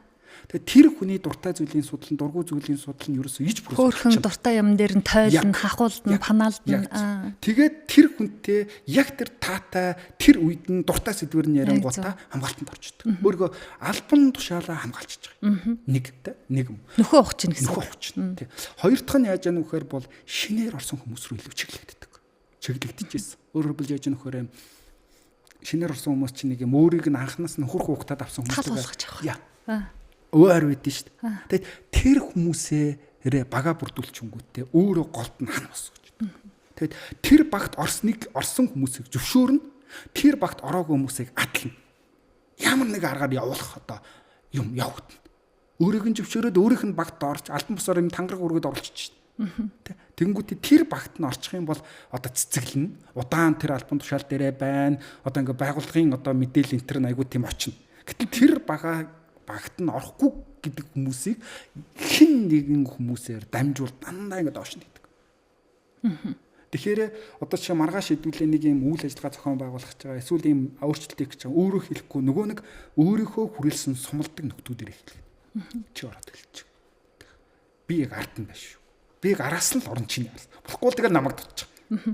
Ийм балиар одоо жишээ нь тогтолцоог бүрдүүлээд байгаа байхгүй. Тэнгүүд нь удирдлага, чадваргүй удирдлага тэрийг нь олж харахгүй өөрт нь саанд. Хараад байгаа бол яах вэ? Юу гин? Одоо ингээд дотроо хэцүү байгаад байдаг, тэр хүн болохгүй байгаад байдаг, мэдээд байдаг. Тэгш ямар нэг шийдвэр гарахгүй байгаа бол энэ байгууллагын соёлтой шууд холбоотой байх уу, хүнтэй холбоотой байх. Соёлтой холбоотой. Тэгээ эцсийн дүнд нь соёл гэдэг чинь өөрөө бол хүнээр дамжигддаг систем байна. Хүн удирдлагын хүмүүний шийдвэр бүрэнхий байдал, тууштай биш байдал, шийдвэрээ им гаргахгүй эргэлзээтэй төлөв байдал ийм зан чанартай хүн ер нь удирдлагын албан тушаалаар байх шаардлага байхгүй шүү дээ. Удирдлагын албан тушаал дээр байдаг одоо тэр шалгууруудыг ур чадварын харахад тийм зан чанарыг бол огт үсгдэг. Шийдвэрээ гаргах хэрэгтэй болохгүй байвал замаас нь буцаах хэрэгтэй. Буруу шийдвэр гаргацсан бол тэрийг нин дээр зогсоох хэрэгтэй байхгүй юу? Тэгэхгүй бол одоо би айгүй шийдвэрдээ үнэнч гэдээ яваад иж болохгүй шүү дээ. Тэгэхээр бол тэрийг олж хараад үнэхээр болохгүй нөхөр манайд байна гэвэл ярилцлаа, уулзлаа, сайжруулах гэж үзлээ. Одоо тэгээ явуулъя л та. Тэг энд нэг гай болоо, лай болоод байж болохгүй шүү дээ. Сайхан өдрийг маань бүр ингээд там болгож болохгүй байхгүй юу? Яг энэ харилцаа бол нэг цөөхөн хүн дээр хит илэрхий мэдрэгдээд байгаа харилцаа их эмзэг тосч байгаа. Одоо нэг 200 300 хүнтэй насаараа олон хүнтэй ажиллаж байгаа хүмүүс бол нэг хайхтар өнгөцгөө хүлээж аваад ингэдгийн байлгуудыг бодож ээж бас магадгүй юм байна. За одоо чадвартай хүнээс илүү сэтгэлтэй хүн дээр, зөв хандлагатай хүн дээр гэл ер нь ямар ч газар ингэдэг болчихжээ. Энэ хитрээд байвал буруу тийшээгээ явна гэж байх уу? Чадвартай, зөв хандлагатай хүн яг ингээд энэ чадвар нэг хүнд байж болдоггүй гэдэг. Окей. Ер нь энэ дэлхий дээр одоо 60,000 орчим мэргэжил байт юм байна. Албан тушаалууд байт юм байна. Тэгээ тэр одоо ажил мэргэжлүүдийг ур чадварыг хоёр л хуваачиж байгаа. Нэг нь юм зөөлөн буюу soft skill. Нэг нь хатуу буюу мэргэжлийн ур чадвар гэдэг. Гэтэл одоо Монголд сүүлийн үед гарч ирж байгаа гэдэг юм одоо нийгэмд өгөөд байгаа нэг ойлголт нь ерөөс хандлага зүв байвал одоо болчихно гэж хараад байдаг. Тийм. Ерөөс хандлага сайтай бол тэнд одоо мэсцэл хийчих юм байна. Хандлага зүв байвал энд одоо нэгтлээ хийчих юм байна. Хандлага зүв байвал машиныг оншилчих юм байна. Үгүй ээ. Үгүй ээ. Энд чи яаж нөхөр бол хичнээн хандлага сайтай байлаа гэд яг нөгөө багийн бүтээмжид баг дээр очингууд тэр ажиллаа хийж чадахгүй бол нөхөр уучлаарай байхгүй. Тэр нь дамаа яаж нөхөр бол жижигвтер цөөн хүнтэй байгууллага дээр асар их мэдрэгддэг. Одоо шинэ 5 хүнтэй баг байлаа манай баг гэж үзэх юм бол нэг л хүн тэр бүр гэгээ цэцруулалгүй гэдэг байгаа байхгүй юу. Гэтэл яг өнөөдрийн гүйцэтгэлийг гаргах чаддаг. Ачаанаас таталцдаггүй. Айхлалгүй гэдэг тийм. Тэгэхээр бол яаж олон хүнтэй байгууллага дээр магадгүй зохиомлоор ч юм уу мэдэхгүй тийм хөрх албан тушаалуудыг бий болгож олно л да. Одоо шинэ манайх нэг 50 хүнтэй баг хамт олонны үеэр амьсгалж яахан тийм таагүй байгаа тий. Тэгсэн тохиол хөөрхөн зохиомлоор ч гэдэм одоо нэг тийм хандлага сайтай сэргээдэг тий. Багийн одоо тэр уур амьсгалыг хөөрхөн болгож явждаг нөхөр гэж болно шүү дээ. Тэгэхээр бол яаж нөхөр тэгвэл тэр хүнээс гүйцэтгэл шаардлагатай хэрэггүй байхгүй. Гэтэл эсэргээрээ яг юм нөгөө нэг юм одоо 10 хүн ачаад явах ачаан дээр 10 дахь хүн нь 9 дахь хүн нь өөрөө тэр ачаа ачих чадваргүй мөртлөө тэргээр хөөрхөн гүгээд идэг байх юм бол тэр хүний ачаа нь бус 9 дээр хойрлогдчих байгаа байхгүй. Тэгэхээр бол яаж нөхөр бол ямар нөхцөл үү гэдгээсээ шалтгаалаад энэ ялгаатгаар тайлбарлагдана. Тэгэхээр илүү нэг шинжлэх ухааны түвшний ажил мэргэжлүүд дээр бол хандлага гэхээсээ илүү мэргэжлийн ур чадвар шаардна. Одоо чинь эмч байх юм бол хичнээн мундаг байгаад нэслэ хийдэггүй эмч хэрэггүй шүү дээ. хичнээн мундаг харилцаатай байгаад яг машина уншлаад зөв одоо нөгөө нэг засварчлалыг хийж чаддаггүй инженер хэрэггүй байхгүй. Тэгэхээр бол нөгөө нэг юм албан тушаад яг ямар ажил дээр гэдгээсээ шалтгаалаад хандлага харилцаа буюу soft skill нь хувийн жин нэмэх үү, мэргэжлийн ур чадвар нь хувийн жин нэмэх үү гэдэг нь ялгаатгаар тодорхойлогдно. Тэрнээс бүх юмн дээр хандлага окей бол окей гэсэн ойлголт юусэн биш. Тэгэхээр энэ ур чадвар нь тэнцүү хүмүүсийг байгуулах хайдаг. Хөөстэй хандлагч гэлзаал, ажлынч гэлздэг ийм хүмүүсийг хайдаг те. Ийм хүмүүс магадгүй маш цөөхөн байдаг. Энийг бол яаж нөхөр Паретогийн одоо зарчим гэж байдаг. 80-20 зарчим гэдэг нийт байгууллагын ажилтнуудын хамгийн ихтэй 20% л байдаг. 20% нь л энэ одоо ур чадвартай, тодорхой хэмжээний хамт олондоо зөв нөлөөллийг үзүүлдэг хүмүүс байдаг. Ийм хүмүүсийг орчин үеийн одоо менежментэд бол талант хүмүүс гэдэг. Авиастай. Ийм хүмүүсийг байгууллага илрүүлсэн байгаа, дийлэнх байгууллага тэрнийг тогтоон барих шал өөр бодлого явагдаж байгаа. Айл хэдийн аргамжлагдсан байгаа. Тэгэхээр бол тийм хэмжээний одоо аргамжааг дасдах хэмжээний одоо боломж байхгүй бол ер нь бол хүнжлийнхээ хэрээр хөлөөлж хэвээр байгууллагууд. Тэгвэл тийм хүмүүсийг хайгаад тэгээд ингээд нэг юм нөгөө нэг өндөр цалин тэнгэрийн шаардлага тавьсан газрын цалин тавиад байх юм бол бүр юм тэнэг нөхрөл орж ирэх байна. Тийм. Тэгэхээр бол яаж нөхөр бол ерөөсөө тийм хүмүүс бол байгууллага доктортой ажиллаж байгаа. Тэрийг доктортой ажилуулах зарчмыг нь менежментийн бодлого нь цаанаа гарцсан байгаа даа. Тэгэхээр бол байгууллага өөрсдөө л байна. Одоо биднээс өмнө биднийг ажилд орж байхад хамгийн том шалгуур юу байсан бэ гэсэн чинь яг ямар сургууль төгссөн бэ? Дотоод дуу, гадаад дуу, улсын уу, хувийн уу, диплом чинь ямар вэ? Зэрэг чинь ямар вэ гэл яг энэ аль бие усны бичиг баримт ингээл хэлвэл хараад байдаг гэсэн. Одоо ажилд авж байгаа шалгуур хэр өөрчлөгдөж байна вэ? Ажилтнаас нэхэж байгаа ур чадварын одоо тодорхойлолт яаж өөрчлөгдөж байгаа вэ? Хэвээрээ байна уу? Илүү албан тушаалууд дээр субъектив шаардлага тавьж ивэл тэр бол сонгон шалгуулалт хийж байгаа менежер ур чадвар аягүй тотмог байгаа илэрхийлж байгаа нэг үзүүл. Байгууллагын соёл нь хэлбэржээгүй тогтоогүй илэрхийл процесс нь өөрөө тодорхой биш гэж илэрхийлж байгаа. Тэгэхээр бол субъектив шаардлага гэдэг нь таны төрөний хэлдэг шаардлагуудыг хэл. Өөрөөр диплом. Диплом эцсийн дүндээ ажил хийдэггүй. Тэр 5 сарын Харвард сургуулиас нэг судалгаа хийсэн байсан.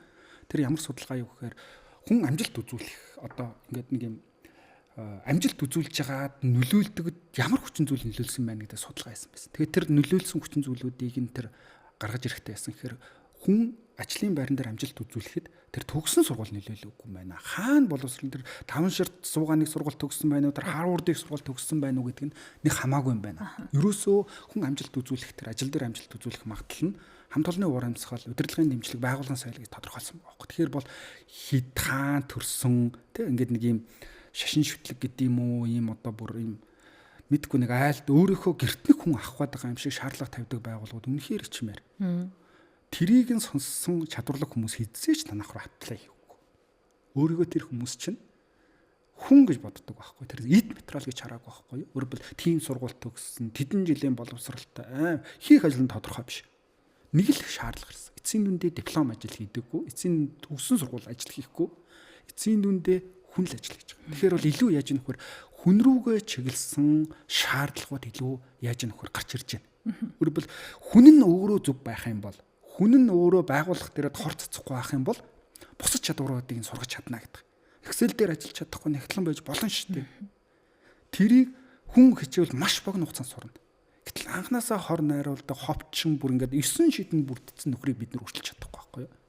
Тэгэхээр сонгон шалгаруулалтын дээр илүү нөгөө субъектив байр суурьнаас яг нэг ажил тал руугаа харж сонгон шалгаруулалт хийгээч гэж хараад байгаа. Бас нэг өөрчлөлт гарч ирж байна. Одоо дэлхийн нийтээр тэрний ажил нөхөр бол энэ заавал юм дээд боловсрол мэрэгжил гэдэг зүйл айгүй тийм ерөнхийдөө тодорхой одоо ерөнхий байдлаар гарч ирж байна. Өмнө нь одоо чинь санхүү төгссөн санхүүгийн мэрэгчлэлд бол санхүүгийн ажилтан хийнэ гэдэг байсан бол одоо харьцангуй юм дээд боловсролтой байх юм бол ажлуудыг хийх одоо нээлж эхэлж. Одоо сүүлийн залуучууд шууд их дээд сургууль руугаа элсэж орох магадлал нь буураад байна. Өөрөөр хэлбэл ерөнхий боловсролын сургуулаа төгсчөөд тодорхой хэмжээний гэп аваад тэрэн дээрээ ажил хийх гэдэг шүү дээ. Гэтэл ийм хүмүүс чинь одоо програм бичдэг хүүхдүүд гарч ирж байна. Код бичдэг. Борлуулалтын наацхийн мэдлгүүдийг эзэмсэн санхүүгийн шинжилгээ тайланг одоо сурсан хүүхдүүд орж ирж байна шүү дээ. Эдгээр чинь дээд боловсролгүй гэсэн шалтгаанаар мэрэгжлийн бэс гэсэн шалтгаанаар бид нар явуулж болохгүй шүү дээ. Тэгэхээр бол яаж нөхөр бол ер нь олон улс чинь ажил гэдэг рүү тулгуурсан одоо энэ шаардлагууд илүү гарч ирж байгаа. Тэгэхээр бол одоо ингээд нэг хувийн бай, хувьсгалын одоо улсын байгууллагууд ч гэсэн энэ ажлын байрны тодорхойлт гэдэг нэг гоё юм байдаг. Тэрэн дээр тавьж байгаа шаардлагуудаа жаахан ёс зүйтэй, зөв ийм хүмүүнлэг гаргаж ирэх рүүгээ анхаармаар юм шиг байна.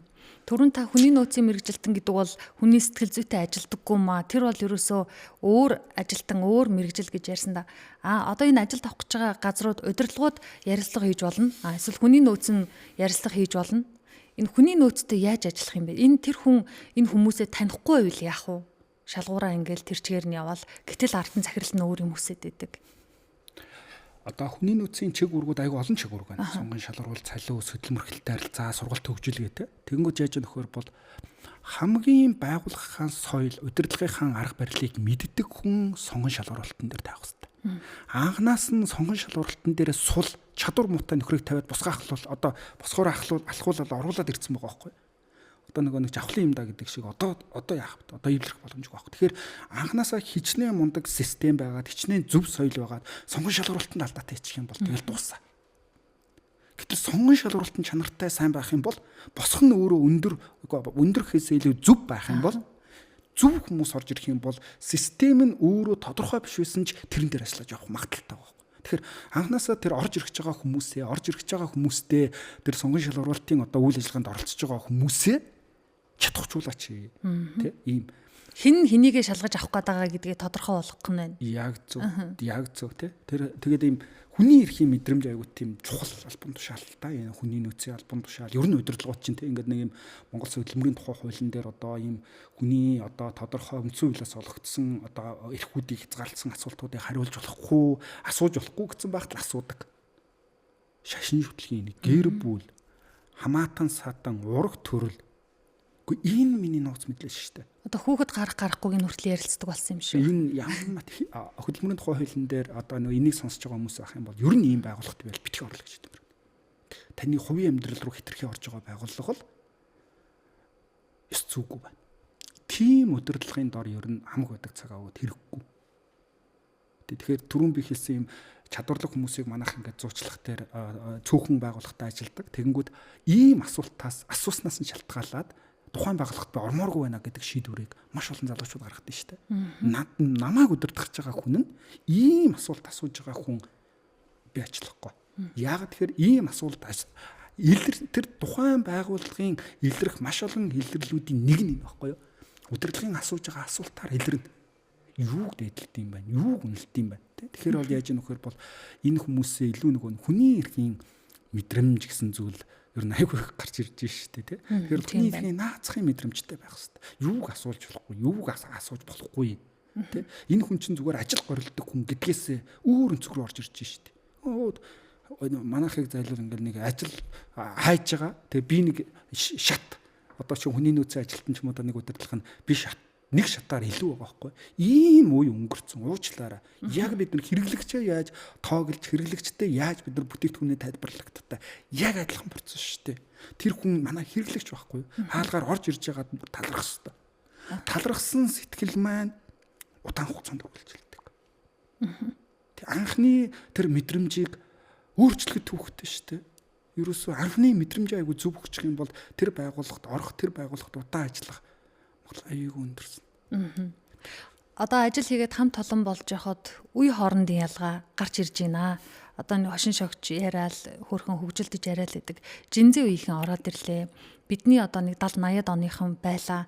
Өөр нийгэмд өссөн, өөр хүмүүжлэлтэй өссөн хүмүүс ажил дээр гараад ялтчгүй ялгаа нь харагдчихлаа л да. Заримдаа миний буруу ч юм шиг, заримдаа тэдний буруу ч юм шиг. Энэ үе хоорондын ялгааг нь яаж тэнцвэржүүлэх вэ?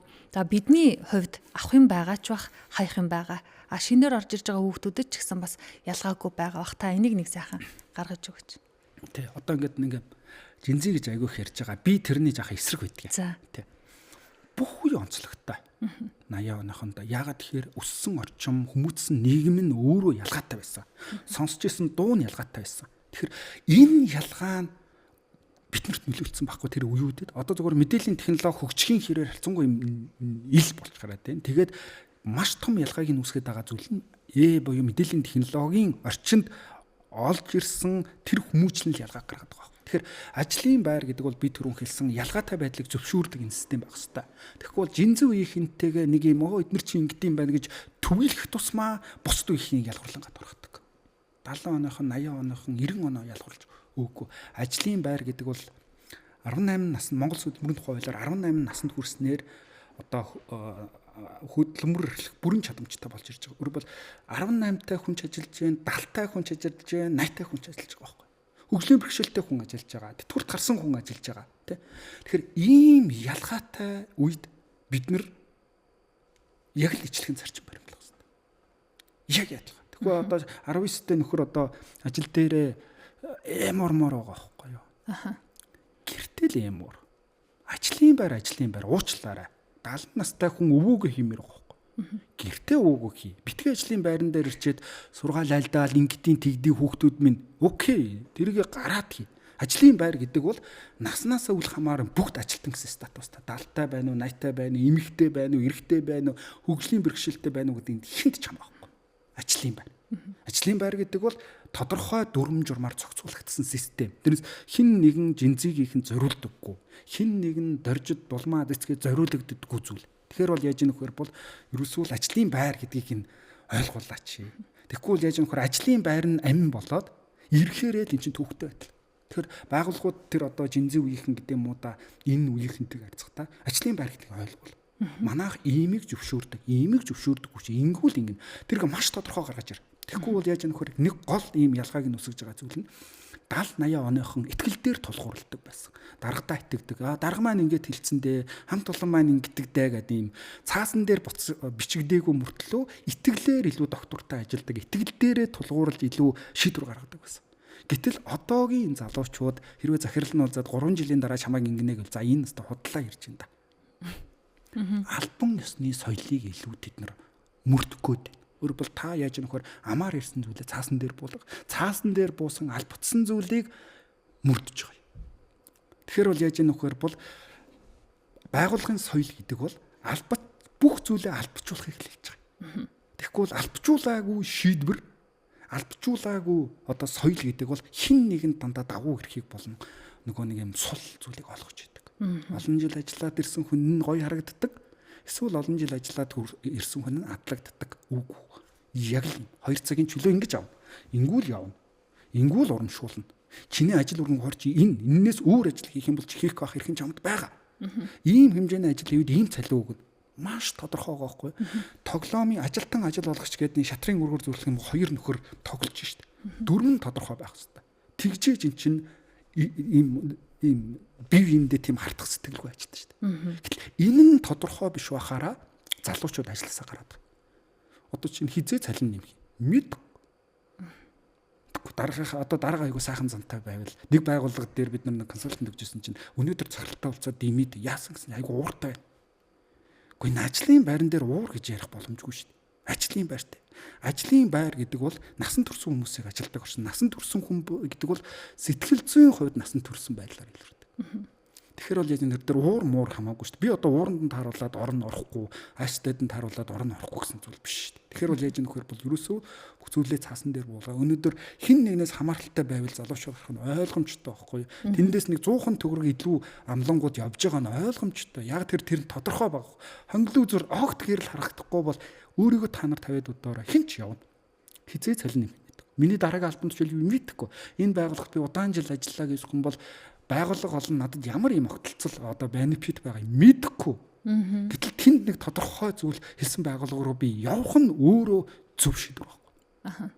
Тэгэхээр яаж нөхөр бүх зүйлээ байгууллага өөрөө тодорхой болгооч. Тодорхой байгаа нь удирдлагын тархинд байдаг зүйл ерөөсөө биш. Цаасан дээр байгаа зүйл чинь нэг амархан өөрчлөгдчихдөггүй. Удирдлагыг сахилах хоттой болгодгийг.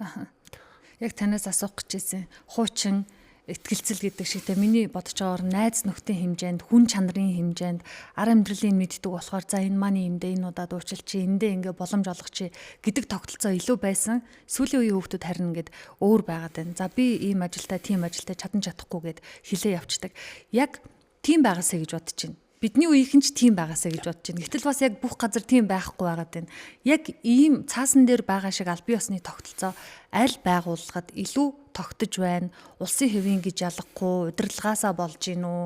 Юунаас болж байна? Удирдлагаас болж За. байна. Одоо харьцангуй одоо магадгүй 90 онд бид нар зах зээлийн эдийн засаг руу шилжээд 90 онд одоо нэг 30-тай залуу компани байгуулсан гэж бодох юм бол одоо 90 оноос чойш хэдий 40 жил болчихж байгаа байхгүй юу. Тэгэхээр хоёр дахь үе рүү орж ирж байна. Томоохон байгууллагуудын компани өөр хүүхэд юм уу да хин нэг эсвэл хөлсний менежер гүйцэтгэх захирлаа тавигдчих байгаа байхгүй. Тэгэхээр харьцангуй ийм аль бизнес соёл тогтож эхэлж байна. Тэгээд ийм захирлууд ийм зөвлөх буюу ийм яг мэрэгжлийн үйлчилгээг нь авдаг жишг рүү орж ирж байна. Өөрөлд эндээ нэг хүнээр ингээл хийлгэх гээл одоо ингээд нэг юм ярьж яхаар чаддаг багаар нь богино хугацаанд хийлгээ. Тэгээ үр дүнгийн авъя гэсэн жишг рүү орж ирж байгаа. Тэгэхээр энэ өөрөлд компани гэхээсээ улс болон хувь гэхээсээ илүү тухайн байгууллагын удирдах байгаа хувь хүнээсээ илүү шалтгаалаад шийдвэрүүд нь гарч ирээд байна гэж харж байна. Тэгэхээр бол яхааргүй энэ албажуулах хэрэгтэй. Албажуулжэл тэр маань явна.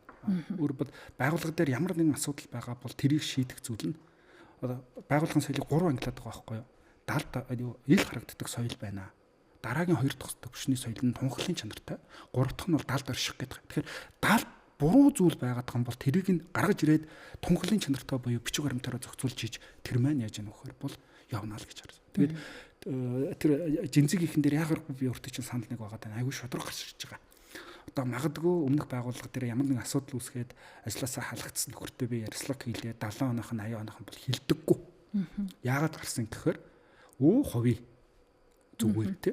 Тэгээд амар дотгошоогоо гэдэг юм уу болохгүй байгаа зүйлийн хажуугаар өнгөрөх сэтгэл зүйн аягүй дамгаалцсан. Надад л одоо учраагүй учраас хоёр ажилтан чимээгүй ээждэг тараал ээж. Бид хоёрыг нэг юм ажилтан бүлэг хийгээд байгааг би одоо энэ миний 3 дахь хүн хараад байгаа байхгүй. Бидний нөгөө түрүүний токсик дээр тим сул гарч хардаг босд мэддэг. Намайг ингээд айгүй эвгүй байдалд оруулаад бүр төвөгтэй байдалд оруулж байгаа манай хамт олон мэддэг мөртлөө юу ч хийдэггүй. Юу ч хийдэггүй. Тэрийг бойл гэж зогсоодоггүй. Болохгүй байна гэж хажуугаас нь үг нэмэрлэдэггүй. Яаж юм нэхэрэ надад л энэ дарамт учруулаагүй учраас бойлё. Эсвэл би хэлчүүл намайг стартаад одоо учруулчих юм болов гэхэд ерөөсөө өөрийгөө хамгаалах сэтгэл зүйн аймагуд хамгаалцсан байдаг. Гэтэл сүүлийн үеийн ажлын байран дээр гарч иж байгаа залуучууд айгүй шудраг гарч ирээд байгаа байхгүй. Болохгүй зүйлийг хэлцдэг. Та энийг дарамтлаад байна шүү дээ. Таны энэ тавьж байгаа шаардлага айгүй буруу би амжихгүй те. Өнөөдөр та 8 цаг дуусах 6 цаг дуусах гэж би амжихгүй. Та хэрвээ энэ ажлыг өгөхөр байсан бол өмнө өгөх байсан та. Гэдэг ч юм уу да ингээд нэг шаардлага зөв тавьж байгаа нь тэр одоо залуу хөдөлмөрийн зах зээл дарангууд нь тэднийг магадгүй сул тал гэж харах гэдэг байгаа байхгүй. Өмнө ээж нөхөр хилдэггүй соёл илүү дамгаалдаг байсан бол одоо болохгүй байгаа зүйлийн хажуугаар өнгөрөхгүй хилээд байгаа учраас тэр надагдаад байгаа юм болов шараад байгаа. Тэгээд ажлын байран дээр одоо сүүлийн залуучууд ажилласаа гарсан дээр ингээд ярьслаг хийж байгаа яг үнэнгээ хилдэг. Өөст айгүй нэг сонин газар байсан би. Ийм гэдэг айгүй тоочны дурдна. Тэгэд ийм байгууллагт л би ахиж ормооргүй байна. Тодорхой юм ярьж байгаа байхгүй айгүй амар. Тэгэхээр энэ тодорхой зүйл нь тодорхой бос соёлтой газар атлагдаад байгаа юм болов. Гэтэл тодорхой соёлтой газар бол ийм залуучууд үнэлэгдээд байна. Тодорхой бос юмаа дардаг, нуудаг, удирдлагаасаа хин нэгэн имээдэг, болохгүй байгаа зүйлээ хажуугаар нь дуугаа өнгөрдөг ийм соёлтой газар энэ залуучууд атлагдаад.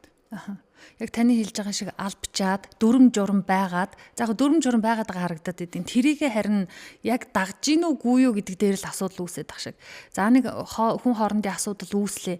Нэг удаа хэллээ, 2 удаа хандлага гаргалаа, 3 удаа хэллээ. Шийдвэрлэж өгөхгүй бол тэр асуудал юу болох юм? Хэдэн хүний хоорондох хэрүүл болоод дуусна. Тэгэхээр энэ нөгөө дүрм журм байгаад тэрийгэ яг мөрдөж хариуцлага тооцдог бол тийм тогтолцоо байж ижил энэ асуудал шийдэх байх гэж бодож байна. Одоо энэ жинзэгийнхэн юм ингээд шийдэгдээд байгаа нь тэгэл одоо бичгээр байгаа бол тэр нь явандаа шийдэгдэх л байх л та тийм. Шийдэгдэнэ. Өөрөөр байгууллагын соёлыг унгадаг хүмүүсийн хамгийн юм бухимдуулдаг зүйлийн нэг бол дүрм журм нь хэн байхаас хамааран өөрчлөгддөг тэр одоо орчинд.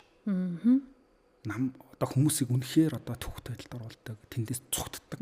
Зүгээр байсан өмнө нь айгуу тийм таатай байсан соёл нуран ундаг.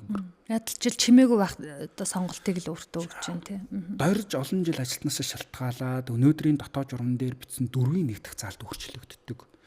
Өнөөдрийн орсон одоо нэг нөхрөөс шалтгаалаад нэг 2 хон хонж байгаа юм чинь энийг барина гэдэг юм. Өөрөөр илүү дүрм журм буюу объект дээр биш яг тухайн хүний гаргаж байгаа субъект буюу хэн байхаас шалтгаалan шийдвэрүүд нь өөрчлөгддөг байх юм бол энэ бол байгууллагын бүр хамгийн тийм атлагдж байгаа гэдэг юм уу, хүмүүсийн хамгийн их уур бухимдал төвөгтэй байлыг үүсгэж байгаа системийн нүүр. Харамсалтай нь хүмүүс бүгд хардаг.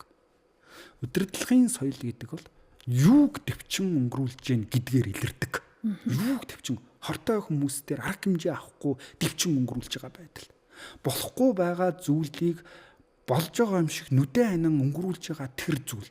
Өөрөөр юуг төвчин өнгөрүүлээд байгаа юм бэ гэдг нь өөрөө одоо нэг юм удирдлага гэдэг юм уу, байгууллагын соёл юуг төвчээд байгаа юм.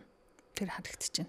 Шинээр ажилд орж байгаа дунд насны хүмүүсийг харахаар хувийн байгууллагт орохоор ах дүүсийн найз нөхдийн хүрээлэл рүү яваад орчод ах юм аа. Ямар хэцүү юм бэ? Учраа болохгүй байна. Улсын байгууллагт орохоор нэг хуучин богшсон хөдөлж болдгүй нэг хэцүү систем рүү орчод ах юм аа гэд альчгүй ингээд яваад ах шиг байх юм.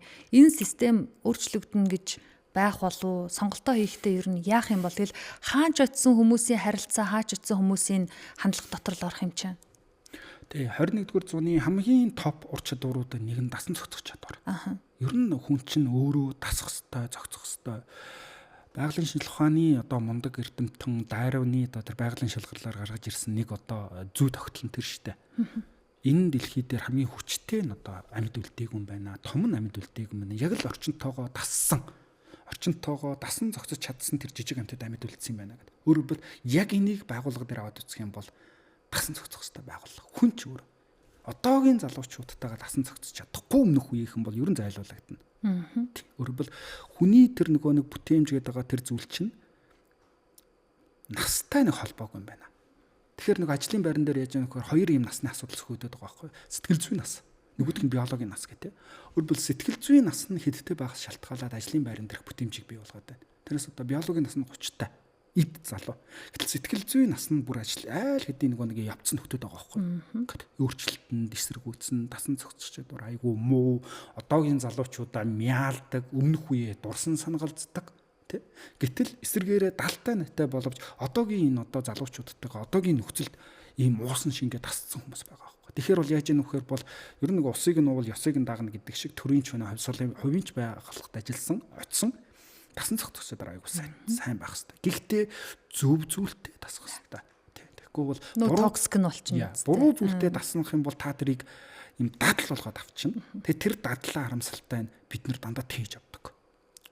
Тэгэхэд яваад байдаг. Өөрөөр хэлбэл тийм одоо чинь удирдлагын албан тушаал дээр бол ийм дадлын ойлголт айгуу сөхөгдөд. Өөрөөр хэлбэл өмнөх ямар байгууллага одоо жишээ нь магадгүй танахаас манайд нэг юм гүйцэтгэх захирал албаны дарга авъя гэсэн сандах юм бол тэр хүний чадвараас илүү тэр хүн өмнө ямар соёлтой газар ажиллаж байсан айгуу чухал.